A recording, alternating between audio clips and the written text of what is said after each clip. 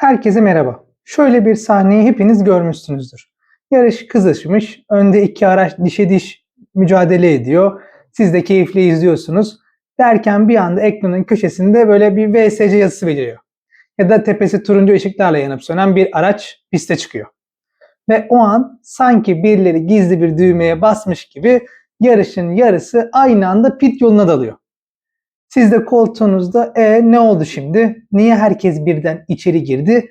Kim söyledi bunlara pite girin diye rekte kala kalıyorsunuz. İşte bu video tam da o kafa karışıklığı için. F1'e yeni başlayanlar için hazırladığımız bu serinin diyelim bir parçası olarak bugün yarışın en çok yanlış anlaşılan ama sonucu bence en çok etkileyen olayını konuşacağız. Yani güvenlik aracını. Ve şunu baştan söyleyeyim. Çünkü videonun bütün mantığı aslında buraya oturuyor. Güvenlik aracı sadece herkes yavaşlasın demek değildir. Bunu bilelim.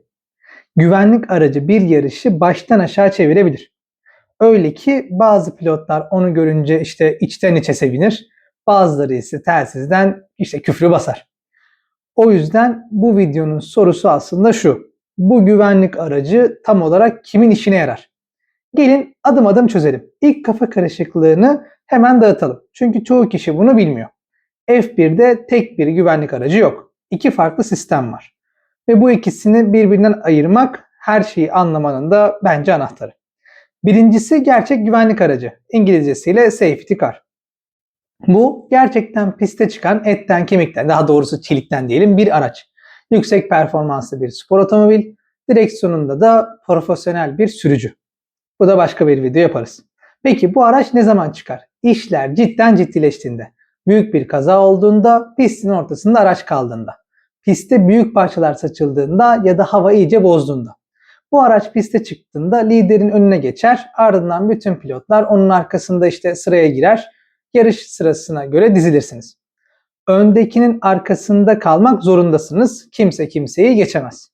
Herkes özetle uslu uslu arka arkaya yavaş yavaş tur atar. İkincisi ise sanal güvenlik aracı, yani Virtual Safety Car. Kısaca VSC diyoruz. Bunun farkı şu: pistte hiçbir araç çıkmaz.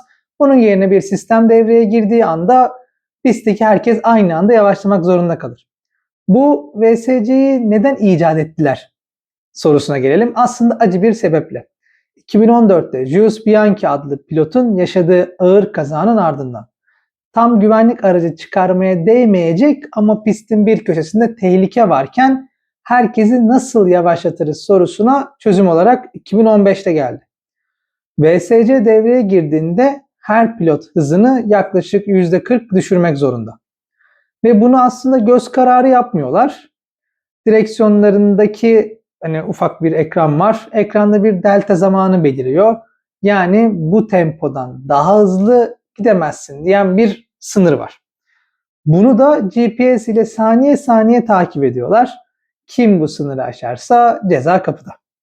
Yani özetle gerçek güvenlik aracı büyük olaylar için piste çıkar, herkesin arkasını dizer.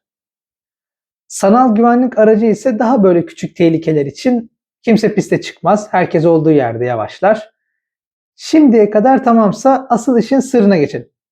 Bu iki sistem arasında öyle bir fark var ki kimin işine yarar sorusunun işte yarısını diyelim cevabı burada gizli. Gerçek güvenlik aracı piste çıktığında ne oluyor? Herkes onun arkasında toplanıyor dedik. Şimdi şunu hayal edin, düşünün. Diyelim lider pilot arkadakine 20 saniye fark atmış olsun. İşte ne diyoruz? Kanter içinde tur farkı örmüş. Ama güvenlik aracı çıktığı anda ne oluyor? Arkadaki adam yavaş yavaş ona yetişiyor. Ve o 20 saniyelik fark bir anda buhar oluyor. Yani sıfırlanıyor. İşte tam da bu yüzden önde rahat rahat giden, farkı açmış bir pilot güvenlik aracını gördüğünde yıkılır. Turlarca kurduğu üstünlük birkaç saniyede yok oluyor. Peki ya sanal güvenlik aracı, yani VSC? İşte onun güzelliği şurada: pilotlar sıraya dizilmez, herkes aynı anda yavaşladığı için aralarındaki mesafeler aşağı yukarı da aynı kalır. Yani liderin o 20 saniyelik farkı da orada kalır. VSC lider için çok daha az acımasızdır. Bu farkı aklınızda tutun. Çünkü birazdan vereceğimiz örneklerde de tam olarak bu belirleyici olacak. Şimdi geldik videonun kalbine. Neden herkes birden pite dalıyor sorusunun cevabına. Önce bir durup düşünelim. Mevcut durumu. Yarış tam gaz devam ederken pite girip lastik değiştirmek size ne kaybettiriyor? Özetle ya da böyle ne diyelim 20-25 saniye. Çünkü pit yolunda yavaşlayıp dururken rakipleriniz pistte tam hızla uçmaya devam ediyor. O yüzden her zaman söylüyoruz, pit stop pahalı bir iştir. Ne zaman gireceğinizi iyi hesaplamanız gerekir. Ama şimdi sihir başlıyor. Diyelim ki VSC devreye girdi ve herkes %40 yavaşladı. Bu durumda siz pite girerseniz ne olur?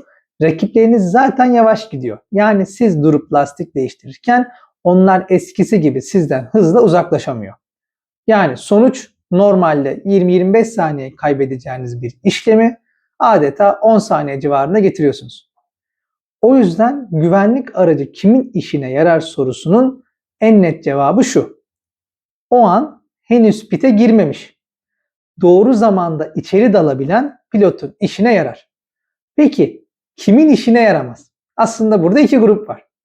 Birincisi o güvenlik aracından hemen önce zaten pitini yapmış olana.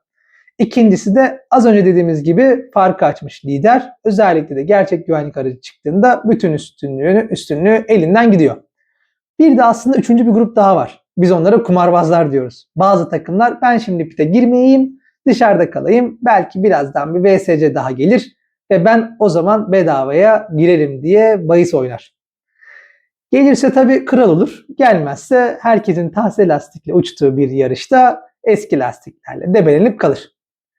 Yarış stratejisinin en heyecanlı, en riskli anları işte bu kararlarda saklı. Şimdi bunların hepsi kulağa şu an için teorik geliyor. O yüzden gelin tam şu anda içinde bulunduğumuz 2026 sezonundan 2 örnek verelim. Çünkü bu sezon güvenlik aracı adeta başrol oyununda. Sezonun açılış yarışı Avustralya'ya bakalım. O gün Mercedes ile Ferrari kıyasıya mücadele ediyordu. Yarışın ortalarında pistte bir araç kaldı ve VSC devreye girdi. İşte o an bu fırsatı kaçırmayalım deyip iki aracını da Mercedes pite soktu. O bedava pit stopu cebine attı diyelim. Ferrari ise dışarıda kalmayı seçti. Derken bir süre sonra bir araç daha stop etti. İkinci bir VSC çıktı. Ama bu sefer pit yolu o kalan aracı toplamak için kapatıldı. Ferrari sonunda pit yaptığında hiçbir güvenlik aracı avantajı kalmamıştı. Özetle tam para ödedi diyelim. Ve işte tam da bu yüzden Mercedes birinci ve ikinci oldu. Ferrari geride kaldı. Doğru anda pite girmek kelimenin tam anlamıyla yarışı kazandırdı. Şimdi de madalyonun öteki yüzüne bakalım. Daha geçtiğimiz haftalarda Avusturya yarışında Antonelli pite girdi ve girdikten aslında saniyeler sonra VSC çağrıldı. Yani bir tur, hatta dediğim gibi birkaç saniye daha sabretseydi avantajı yakalamış olacaktı. Aynı olay. Birinin başına talih kuşu gibi konuyor, öbürünün elinden zaferi alıyor. Hepsi zamanlama meselesi. Peki toparlayalım. Güvenlik aracı sadece herkes yavaşlasın demek değil. İki türü var. Piste çıkan gerçek güvenlik aracı ve sanal güvenlik aracı. Gerçeği liderin farkını yer bitirir, sanalı ise mesafeleri korur. Ama ikisinin de asıl büyüsü nerede dedik? Bedavaya neredeyse pit stop fırsatının da saklı. Ve kimin işine yarar sorusunun cevabı da aslında tek bir isim değil.